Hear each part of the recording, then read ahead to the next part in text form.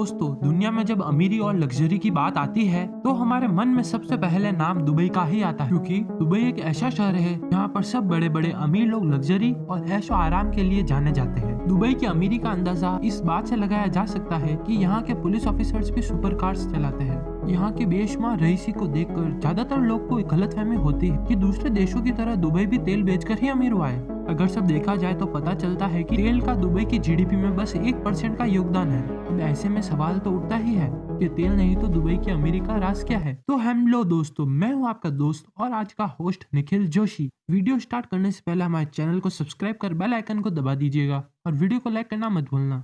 दोस्तों, आज की अगर बात करें तो दुबई महंगे शहरों में शुमार किया जाता है। सबसे ऊंची इमारत, सबसे बड़ा शॉपिंग मॉल, सबसे बड़ा अम्यूजमेंट पार्क और दुनिया का एकमात्र 7 स्टार होटल, ऐसी और भी कई चीजें दुबई को सबसे अलग बनाती है। आज दुबई लोगों को कितना कुछ ऑफर करता है कि दुनिया भर के टूरिस्ट यहाँ पर खींचे चले आते हैं। और इतना ही नहीं, दुबई दुनिया का सबसे बड़ा बिजनेस हब भी है, क्योंकि यहाँ पर छोटे बड़े सब इंटरप्राइजेस को बिजनेस करने का मौका मिलता है। आपको जानकर हैरानी होगी कि अभी जिस दुबई को हम जानते हैं वहाँ 50 साल पहले रेत के अलावा और कुछ भी नहीं था।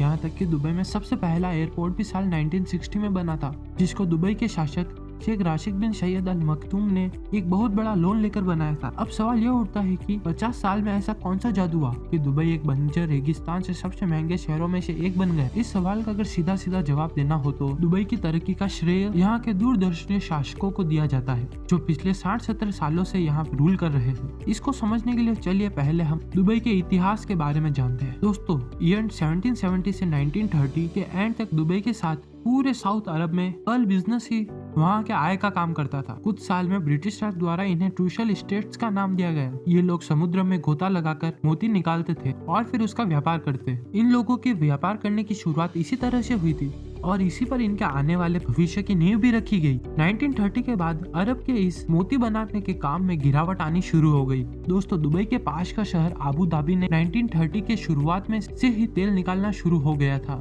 जबकि दुबई अभी भी सूखा था। एक तरफ जहां मोती उद्योग लगातार घटता जा रहा था और वहीं काफी कोशिश करने के बाद भी दुबई तेल नहीं खोज पा रहा था। उस समय दुबई अपने आसपास के शहरों की काफी तरक्की करते हुए देख रहा था और इन्हीं सब के बीच दुबई खुद को कहीं न कहीं पिछड़ा हुआ समझ रहा था। दुबई किसी भी तरह तेल को खोजना चाहता था और इसी हड़बड़ाहट में उसका अपने पड़ोसी अबू धाबी के साथ मनमुटाव शुरू हो गए। जैसे जैसे समय बीतता गया, इन दोनों के बीच में डिस्टेंस बढ़ता गया और आखिरकार 1947 में एक बॉर्डर को लेकर उस विवाद की वजह से दोनों शहरों के बीच जंग छिड़ गई। इस जंग का नतीजा यह हुआ कि दुबई में रहने वाले लोगों ने यहाँ से जाना शुरू कर दिया। दरअसल दुबई से पर्ल बिजनेस लगभग खत्म हो चुका था। उसी वजह से यहाँ पर लोगों के पास अब कोई कारोबार करने को नहीं बचा था और इस लड़ाई की वजह से लोगों के भूखे मरने की नौबत आ गई थी। लोगों ने देखा कि दुबई के अलावा दूसरे राज्य में तेल के मिलने से काफी जल्दी फल फूल रहे थे, इसलिए लोगों ने दुबई छोड़कर अरब के दूसरे देशों में जाना शुरू कर दिया। दुबई के इकोनॉमिक की अगर बात करें तो उस समय के वहाँ का सबसे बड़ा इकोनॉमिक स्रोत अरब की खाड़ी पर मौजूद जेबल अली एयरपोर्ट को माना जाता था। शुरुआत में यह जगह मछुआरा का एक मामूली इलाका हुआ करता था, लेकिन विश्व आजादी की शुरुआत में इसको एक बंदरगाह बना दिया गया। आपको बता दें, यह बंदरगाह ईरान और अरब के खाड़ी में प्रवेश करने की जगह पर स्थित है और यह अभी तक का पूरे मिडल ईस्ट का बिजी पोर्ट माना जाता है। हालांकि उस समय इस बंदरगाह पर इतना कारोबार नहीं होता था। इतने समय तक दुबई बस एक बार किस्मत बदलने का इंतजार कर रहा था, लेकिन दुबई की किस्मत बदली भी और किस्मत बदलने की शुरुआत हुई थी साल 1958 में। उस समय हुई जब राशिद बिन अल मखदूम वहाँ के शासक बने।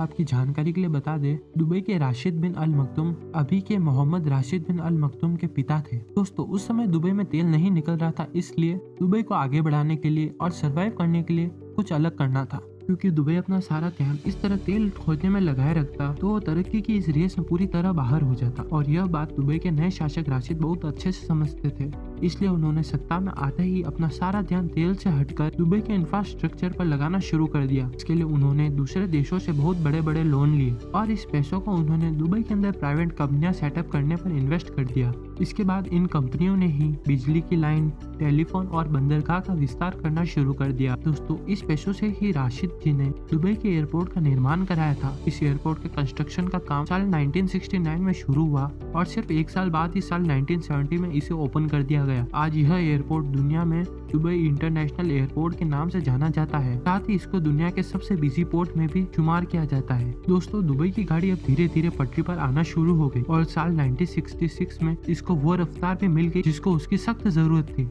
जिसकी बात हम आने वाले नेक्स्ट एपिसोड में करेंगे। उसकी लिंक आपको एंड स्क्रीन और डिस्क्रिप्शन बॉक्स में मिल जाएगी। तो फ्रेंड्स, हमारे चैनल को सब्सक्राइब कर बेल आइकन को दबा दीजिएगा और वीडियो को लाइक करना मत भूलना। शुक्रिया।